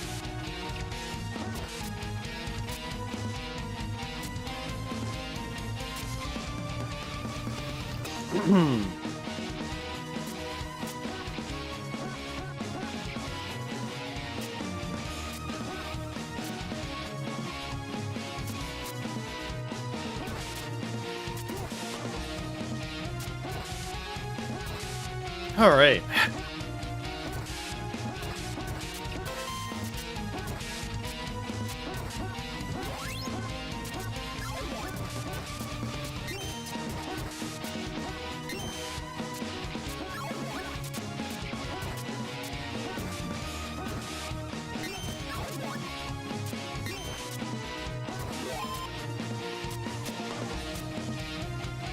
Alright, last section. Easily the hardest part in the whole game.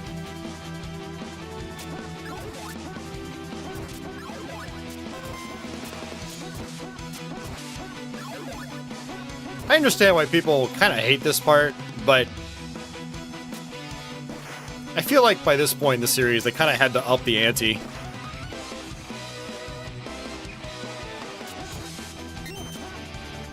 Oops. Okay, no, we're good.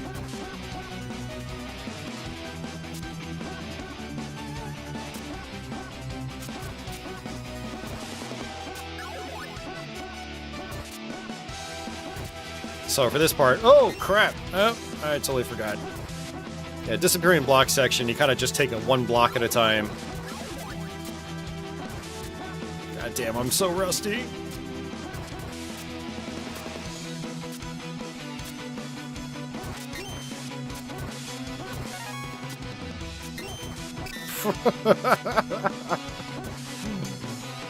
Oh, this game is dumb.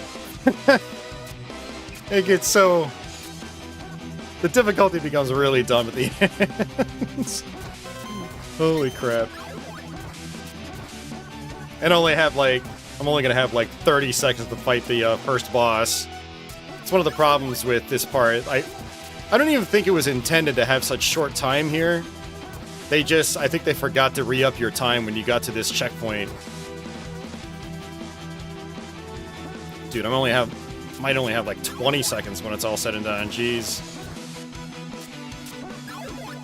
As long as I can beat the first form, we'll be okay. It's just like parts 1 and 2. Any form you've defeated of the final boss, it'll stay defeated when you get back. Oh my god, these stupid lasers.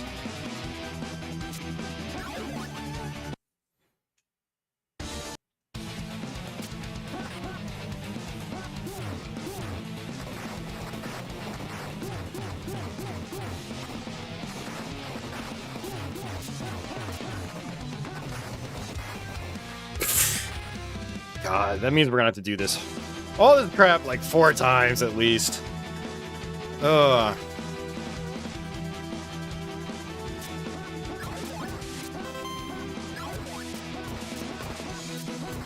But we have a lot more time now. And I could have actually beat that boss, but I got greedy. I got super greedy.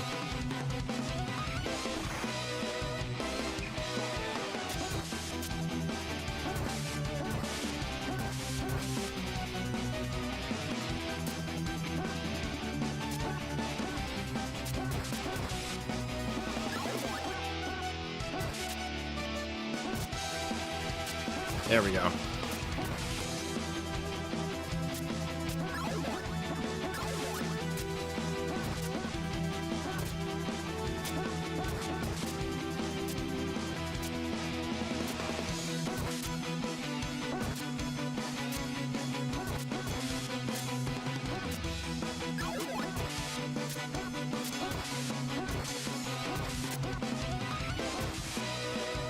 Yeah, very methodical.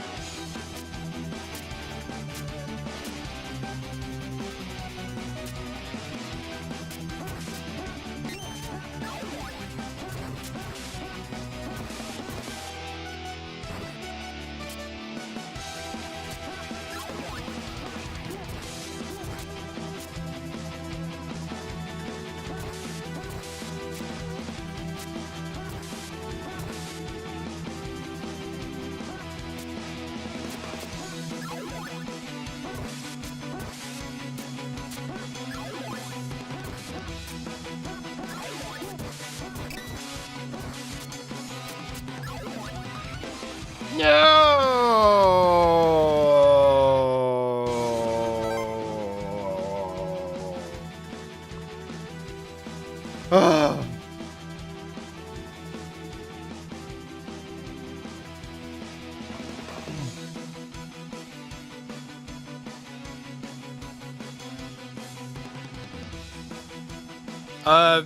Flutter, you're confusing the links with the N-Gage.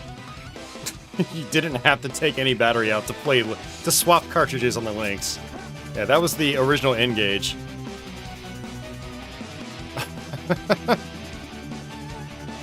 Lynx was Atari, N-Gage was Nokia, or Nokia, depending on the part of the world you're in.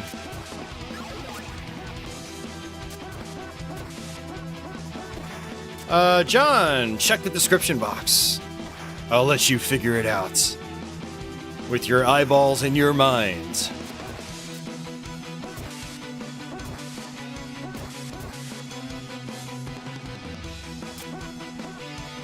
Reading's good for the heart and the soul. Hey, big dogs, welcome back.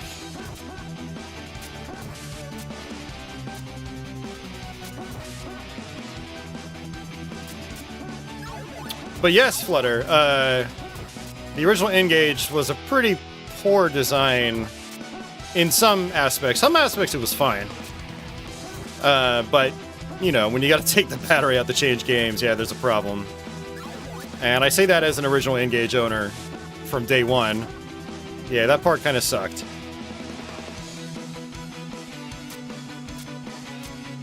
I mean, honestly, it wasn't the be-all, end-all. It's not like I had my cell phone on, you know, on my hip at all times, and I needed it on 100% of the time. So, you know, swapping games, it didn't take that long. Pop the battery out real quick, swap the carts, it's whatever. I looked at it as whatever. Bad design, could have been a lot better, but, you know, you lived with it. It's one of those kinds of things. Kind of like the NES. Having to put a cart in and out 25 times before it actually works. We lived with that. You know, that's like taking the battery out on the N-Gage to me. So. But it was definitely one of those things that Nokia should have known was going to be really poorly received. Like, they should have seen that coming a mile away. And it's not even hindsight. It's like, come on, guys. Oh, that's not good.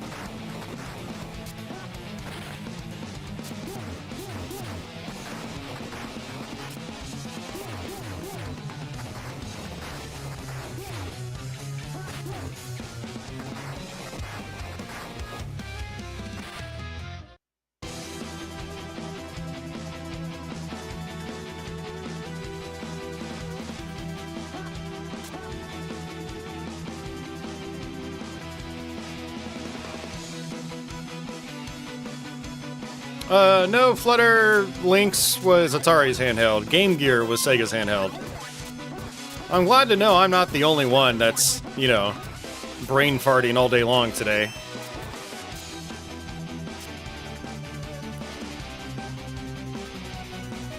And the Game Gear had a Ninja Gaiden game. It was not the Master System game either. I actually need to go back and relearn that game so I can do a Let's Play of it. I meant to do that a couple years ago, and I had actually practiced it. And I never did the Let's Play, and then I completely forgot I even practiced it. Go me.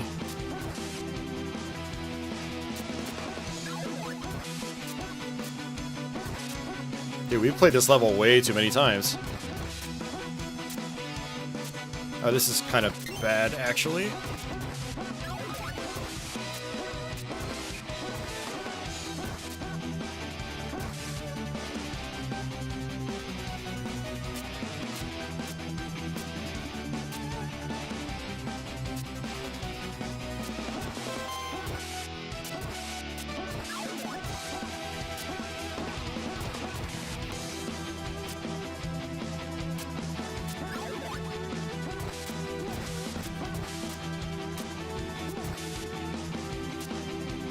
Oh, come on.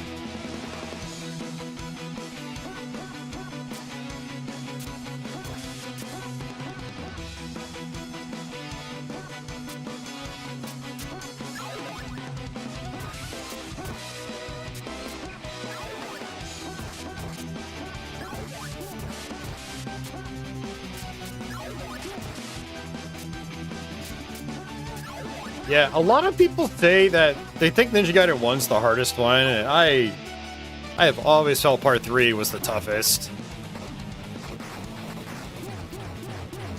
That last level is just like, ugh.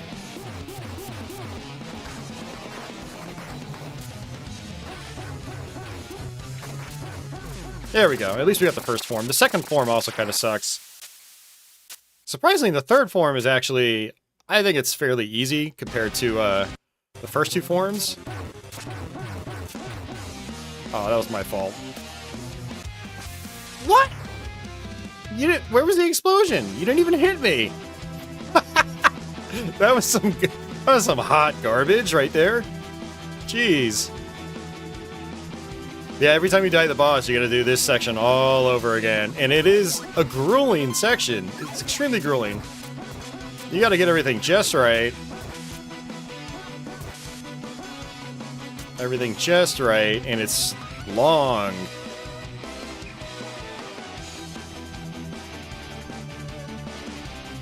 Yeah, so that guy's supposed to throw a fireball, and it'll hit a wall and explode, but I didn't see any explosion.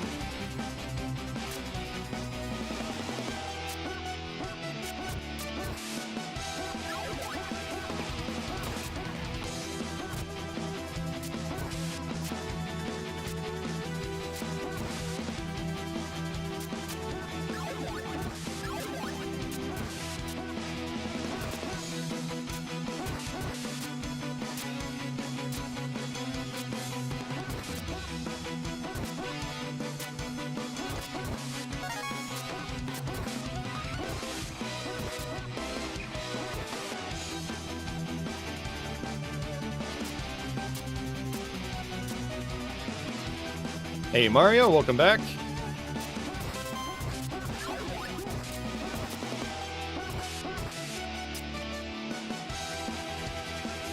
Oh, I messed that up. I meant to jump, and I failed the jump.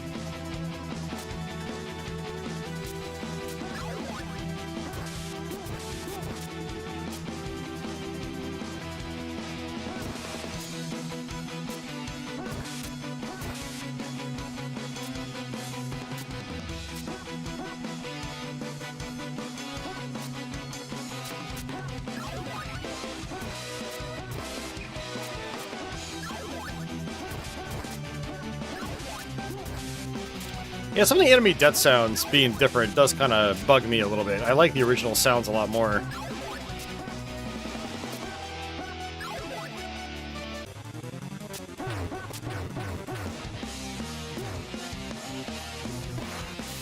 Yeah, see? Explosion!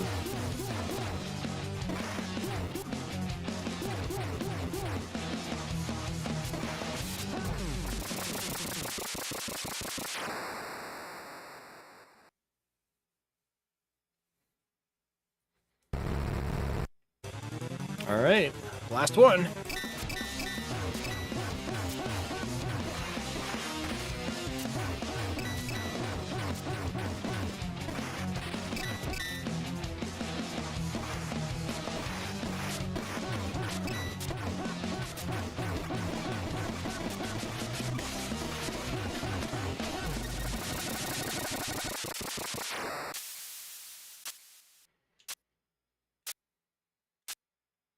Alright, that's it.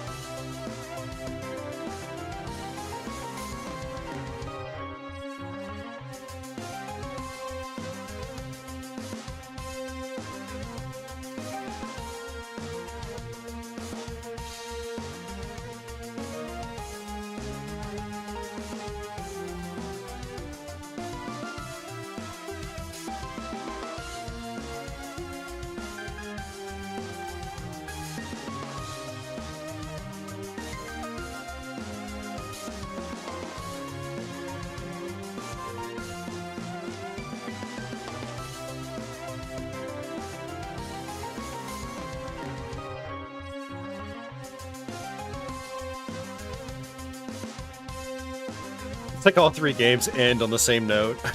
Watch the sun come up.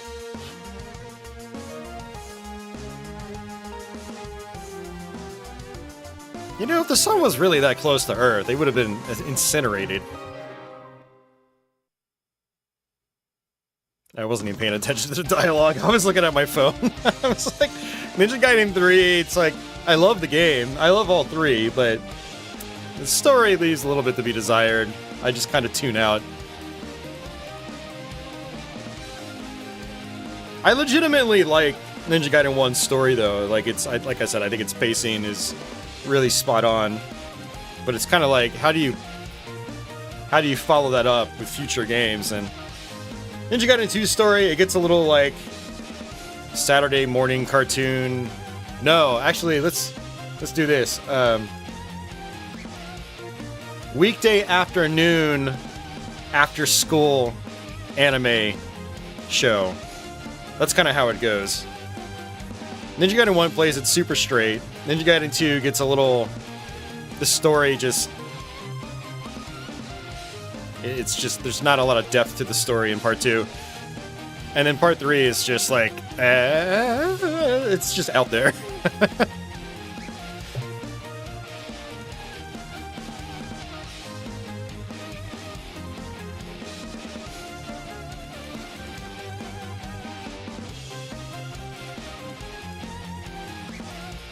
Oh yeah, in this one, it's like, Irene is dead. You're supposed to, like... supposed to feel morbid and sad, then, like, 2.5 levels in, she comes back. Like, okay. Yeah, that sounds, typical 80s and 90s anime.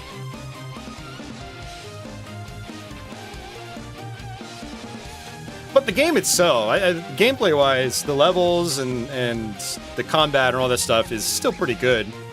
Once you get used to the floatiness, how they intentionally changed the knockback, so you kind of get knocked upwards and you barely get knocked backwards.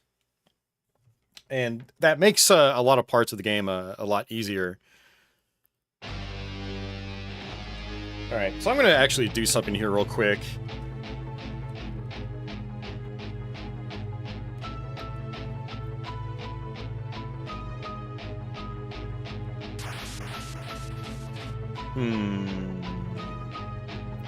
Actually, I don't think I can do this until I power cycle my MiSTer. Alright, whatever. Alright, so I wanted to show off one thing real quick before we exit here.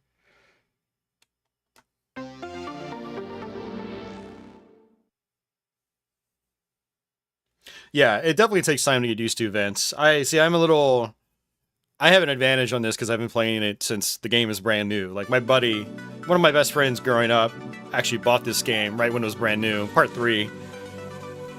And my neighbors actually bought Parts 1 and 2 right away. But what I wanted to do is show you that if we do the 2A03 soundtrack, we get the original NES music.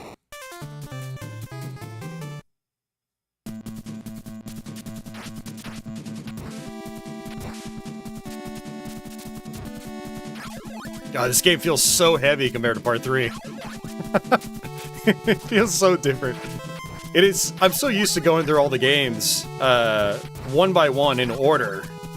And by the time I get to Part 3, I'm like, okay, yeah, I'm ready for this change. And then, but if I do Part 3 and go back, it feels so weird.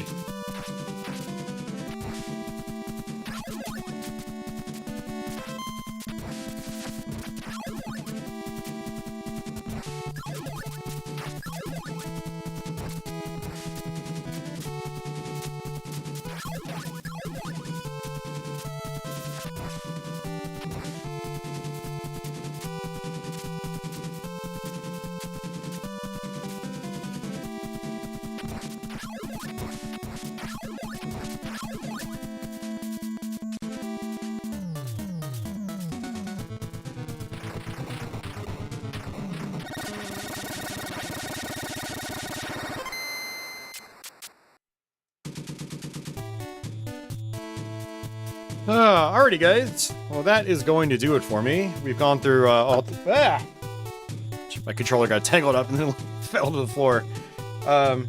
Yeah, we went through all 3 games. If you're interested in checking this out for yourself, just go to the description box. You'll need to go to Infidelity's Twitter/X page, and he should have a download link for this over there, or he'll at least tell you kind of where to get it. And you can load it onto an emulator, you can load it onto a flash card. This Infidelity conversion, I don't think is quite as interesting as previous ones that he did. There aren't really any quality of life improvements. But let me backstep on that. There are quality of life improvements, but if you're not super familiar with these games, they're not going to be as noticeable. Like, there's no, like, you know, pause map screen or something like that, or other features that might be interesting. Although now that I think about it, I don't even know what you would really add outside of tweaking actual gameplay mechanics, like that issue with Ninja Gaiden 3 where you basically have no time on the final level when you first get to it. Like, it would have been cool to have that changed. But I don't know how deep he can get into the code and you know, change whatever. So, yeah, it would have been cool to have that change. I don't know if you get unlimited continues now in part 3. I assume he just left it as the standard stock 5 credits, like in the original NES cartridge. But that said, the rearranged soundtrack, the heavy metal soundtrack, was really cool. I liked it all the way through. And the lack of slowdown and obscene flicker was really nice. There's still some flicker because that's just how the NES works. Like, when you have too many objects layered on the same scan line, it has to basically make one disappear to render the other, and it does that like every other frame. And that's how you get, for instance, right here, the Shadow Ninja. You see, the Shadow Ninja is just flickering back and forth. That's just normal. So, yeah, you're not going to get rid of stuff like that, but a lot of the obscene slowdown and flicker that you get when there's like a ton of objects on screen, that's been removed, and that's really nice, especially when it comes to part 3. But yeah, it's still pretty cool. And again, you can try this on an emulator. If you have a higher end flash card for Super Nintendo, you can run it on that, and then you can also do it on something like the MiSTer. Now, you don't have to do the MSU-1, by the way. You can just load it up as is, and if you don't have MSU-1 supporting your flash card, it'll just load a regular Super Nintendo version of the game. So you'll just get the game like this with just NES soundtrack. I assume the quality of life improvements will still be there, like lack of slowdown and flicker. So I guess I meant you need a more advanced flash card if you want the MSU-1, and I feel like that's the biggest draw, is having the MSU-1 stuff, or features, I should say, on this. So John asks, is my analog duo still working? Yes, it is. Yeah. Haven't used it much, but yeah, the analog duo is working. But anyway, guys, that is going to do it for me. I'm going to go ahead and get out of here. I'd like to say thanks, Flutterbat, for that big super chat. Happy holidays, good sir. Much appreciated. And yeah, I'm going to get out of here. If I can find my freaking slideshow. There we go. Hey, likewise, DG. Have a good evening as well. And everyone else, have a good day or night, wherever you are out there. And until the next one, take it easy.